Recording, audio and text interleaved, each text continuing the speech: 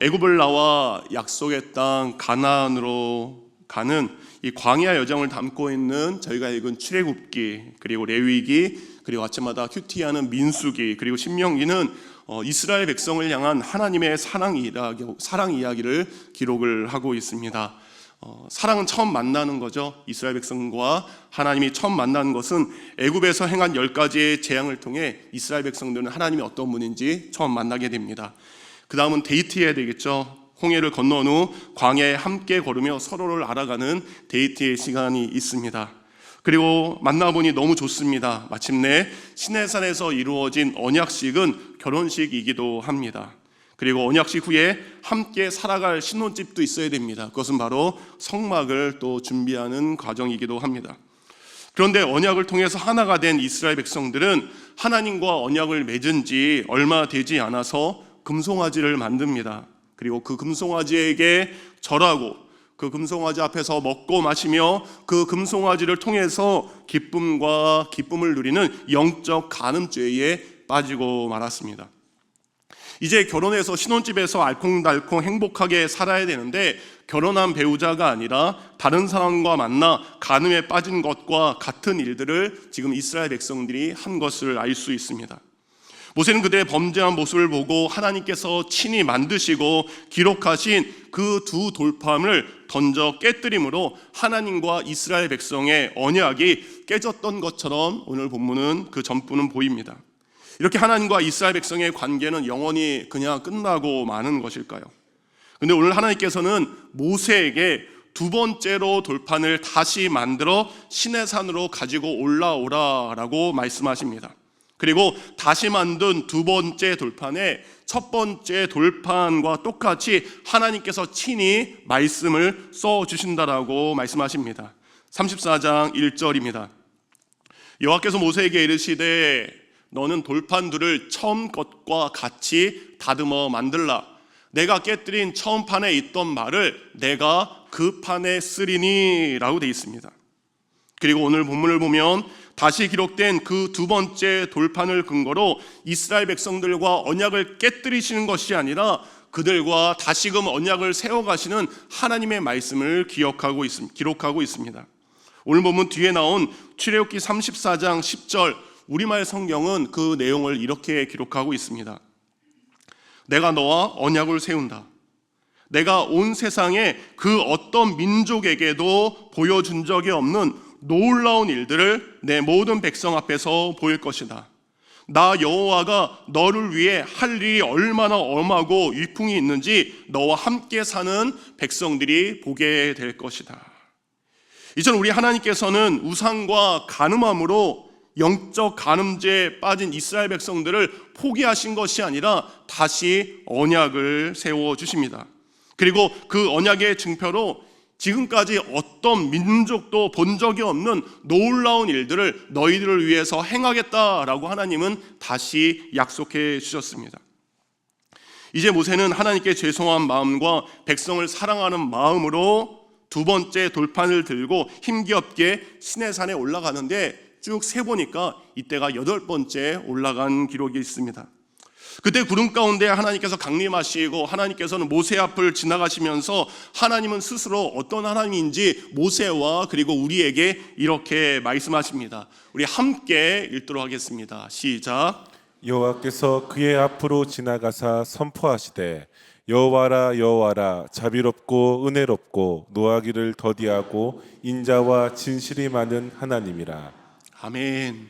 하나님 어떤 하나님이십니까? 자비롭고 은혜롭고 노하기를 더디하는 인자와 사랑이 많으신 그 하나님이심을 선포되고 있습니다. 여러분, 근데 하나님께서 자비로운 행동을 하실 만큼 이스라엘 백성들이 행동한 것은 우리가 보니까 없습니다. 은혜 받을 만한 모습이 이스라엘 백성들에게 보이지 않았습니다. 그럼에도 불구하고 하나님께서는 이스라엘 백성들과 다시 언약을 맺음으로 하나님의 인자가 글이 아니라 직접 그 인자의 모습을 우리에게 보여주고 계십니다. 이렇게 인자가 많으신 하나님의 모습을 이사야 선지자는 이사야 55장 7절에 이렇게 기록하고 있습니다. 악인은 그의 길을, 불의한 자는 그의 생각을 버리고 여호와께로 돌아오라. 그리하면 그가 긍휼히 여기시리라. 우리 하나님께로 돌아오라. 그가 너그럽게 용서하시리라. 아멘. 맨 마지막에 이렇게 끝납니다. 하나님께 돌아와라. 그가 너그럽게 용서하리라. 우리가 악하고 불의하지만 우리가 다시 하나님께로 돌아갔을 때 하나님은 우리를 긍휼히 여기시고 너그럽게 용서해 주신다라고 말씀하고 계십니다. 오늘 성경 본문에 나와 있는 이 긍휼이라는 말은 히브리어로 헤세드라는 것으로 알고 있는 것처럼 어머니가 아기를 품고 있는 자궁을 뜻하는 것입니다. 무력하고 도움이 필요한 사람을 사랑하고 불쌍히 여기는 마음이 바로 헤세드, 그 마음인 것입니다. 어머니가 아기의 모든 것을 감싸고 있는 것처럼 하나님께서는 우리의 연약함을 긍휼히 여기시며 우리를 안아주시는 하나님이십니다. 하나님은 우리를 먼저 버리신 적이 없습니다. 우리가 하나님을 배신하고 불순종하고 먼저 버렸을 뿐입니다. 그럼에도 하나님은 언제나 한결같은 사랑으로 우리를 사랑하셨고 기다려 주셨습니다. 하나님께서 우리를 포기하지 않고 다시 한 번의 기회를 더 주시는 긍휼의 하나님이십니다. 우리가 주님을 뜨겁게 사랑하고 주님을 의지하고 충성하고 봉사할 때만 우리를 사랑하시는 것이 아니라 때는 우리의 믿음이 연약해지고 사람들에게 시험을 받아서 주님을 멀리하고 있을 때도 다시 우리를 찾아오셔서 다시 한 번의 은혜를 주시는 것이 바로 하나님의 긍휼하심입니다. 여러분, 기쁜 소식, 복음이 무엇입니까? 죄로 인해서 타락하고 멸망하여 심판 아래 있을 수밖에 없는 우리에게 하나님께서 다시 한 번 더의 은혜를 주신 것이 바로 복음입니다. 아담과 하와가 선악과를 따먹으로 범죄했지만 가죽옷을 입히심으로 다시 살아갈 수 있는 은혜를 그들에게 주셨습니다. 노아의 때 온 세상이 악이 관영했지만 하나님께서는 노아와 그의 가족들을 통해서 온 인류가 다시 한번 하나님께 돌아갈 수 있는 기회를 주셨습니다. 모세 또한 스스로의 힘으로 민족을 구원하는 데 실패했지만 하나님이 함께 하심으로 민족을 구원하는 일에 다시 쓰임을 그가 받게 되었습니다. 마침내 약속의 땅에 들어간 이스라엘 백성들, 그곳에서 하나님의 뜻대로 살아야 되지만 온갖 우상 숭배를 통해 바벨론에 의해 멸망됐습니다. 포로로 끌려갔습니다. 그러나 하나님의 다시 한 번의 은혜를 통해서 약속의 땅으로 돌아오게 하셨습니다. 이방 민족 니느웨 사람들에게 구원하라는 하나님의 말씀에 불순종한 요나였습니다. 큰 물고기 뱃속에서 3일간의 시간을 통해서 다시 한번 그 구원의 복음이 이방인들에게 전할 수 있도록 그는 다시 한번 쓰임을 받게 되었습니다. 예수님을 3번이나 부인한 베드로를 직접 찾아가신 예수님의 모습은 다시 한번 제자의 사명을 감당하도록 기회를 주신 것임을 알 수 있습니다. 예수님께서 친히 말씀하신 탕자의 비유 또한 아버지의 품을 떠나 타향에서 허랑방탕하고 살아갔던 실패했던 탕자가 다시 한번 하나님의 아버지의 사랑을 받을 수 있도록 베풀어 주신 은혜이기도 합니다. 하나님은 창세기 1장 그리고 2장 천지를 창조하시고 사람에게 복을 주셨습니다. 그런데 창세기 3장부터 요한계시록 22장 21절까지는 어떤 내용이 기록되어 있습니까? 하나님을 떠나 죄에 빠진 인간을 구원하기 위해 길이 참으시고 또 참으시고 또다시 기회를 주시는 하나님의 사랑이 기록되어 있는 말씀들입니다. 이처럼 우리 하나님은 하나님과 우리 사이에 깨진 언약을 회복하기 위해 자신의 아들까지 내어주심으로 그 인자와 사랑을 자비하심을 우리에게 다시금 베풀어 주시는 하나님이십니다. 하지만 우리가 잊지 말아야 될 것이 있습니다. 깨어진 언약의 회복과 그리고 주도권은 우리 사람에게 있는 것이 아니라 이 모든 것이 하나님께 있음을 우리는 잊지 말아야 됩니다. 언약을 깨트린 인간은 깨어진 언약을 회복할 권한이나 능력이 없습니다. 다른 사람과 간음한 배우자를 회복시키고 용서할 권한은 아픔과 상처를 그 가슴에 고스란히 간직한 사람에게 있는 것과 마찬가지입니다. 잘못한 사람이 와서 왜 용서 안 하냐고 따질 수 없습니다. 잘못한 사람은 그의 긍휼을 바라보며 기다릴 뿐입니다. 오늘 본문을 보면 하나님은 이스라엘 백성들을 죄를 용서하기 위해서 용서해 주실 뿐만 아니라 언약 백성이라는 지위를 다시 한번 회복시켜 주셨습니다. 하나님께서는 그 언약의 징표로 두 번째 돌판에 계명을 친히 새겨줄 것을 말씀하셨습니다. 그런데 오늘 본문인 출애굽기 34장 8절 이후의 내용을 보면 언약 관계가 회복된 이스라엘 백성들에게 다시 한번 그들이 지켜야 될 말씀과 그리고 그들이 삼가해야 될 말씀들을 이어서 기록해 주고 계십니다. 그래서 12절부터 26절에 이르기까지는 하나님께서 허락하신 약속의 땅에 들어가서 백성들이 지켜야 될 계명들 12가지를 언급하고 있습니다. 무엇을 지켜야 된다? 무엇을 해야 된다라는 긍정적인 명령이 있습니다. 그리고 그 뒤에는 무엇을 하지 말라라는 부정적인 명령이 있습니다. 근데 이 부정적인 명령은 종교적인 규범을 국한 것이 아니라 언약이 회복된 이스라엘 백성들이라면 일상생활 속에서 우리가 어떻게 살아가야 되는지 그것에 관한 말씀이 기록되어 있습니다. 곧 여기에 기록된 말씀들은 다시 한번 하나님의 은혜를 입은 우리가 어떻게 살아가야 되는 그 말씀들을 기록하고 있습니다. 여러분, 제가 요즘에 좀 살을 빼고 있습니다. 살을 빼는 방법은 간단합니다. 하지 말아야 될 것과 해야 될 것이 있습니다. 하지 말아야 될 것은 뭡니까? 몸에 안 좋은 건 안 먹으면 됩니다. 해야 될 것은 뭘까요? 운동하면 됩니다. 이스라엘 백성들도 마찬가지입니다. 건강한 하나님의 백성이 되기 위해서는 하지 말아야 될 것들을 먼저 하지 않아야 하는 것입니다.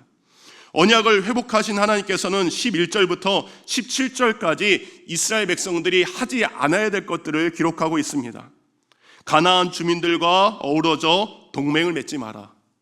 그들의 우상을 하나님처럼 섬기지 마라. 우상의 제단을 헐어야 된다. 그리고 그들과 어떤 언약도 맺지 말아야 된다. 여러분, 가나안 땅에 있는 우상이 상징하는 것은 이 땅에서 누리는 번영과 축복과 육신의 쾌락을 상징하는 것입니다. 곧 하나님께서 회복의 은혜를 우리에게 주셨다면 이제 우리는 더 이상 세상의 안락함과 쾌락과 그리고 만족을 최고의 가치로 여기며 살면 안 된다라는 것입니다. 세상이 주는 일시적인 만족과 기쁨이 아니라 하나님께서 주시는 그 은혜 안에 살아가야 됨을 우리에게 증거하고 계십니다. 그러면서 14절에 하나님은 재미난 말을 하십니다. 14절 다 같이 한번 읽겠습니다. 시작. 너는 다른 신에게 절하지 말라. 여호와는 질투라. 이름하는 질투의 하나님이니라.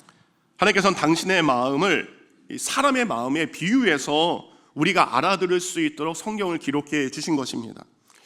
여러분, 질투의 원어적인 의미는 이렇습니다. 너와 나 사이에 어떤 것도 누구도 끼어들게 하지 마라. 이게 질투의 의미라고 합니다.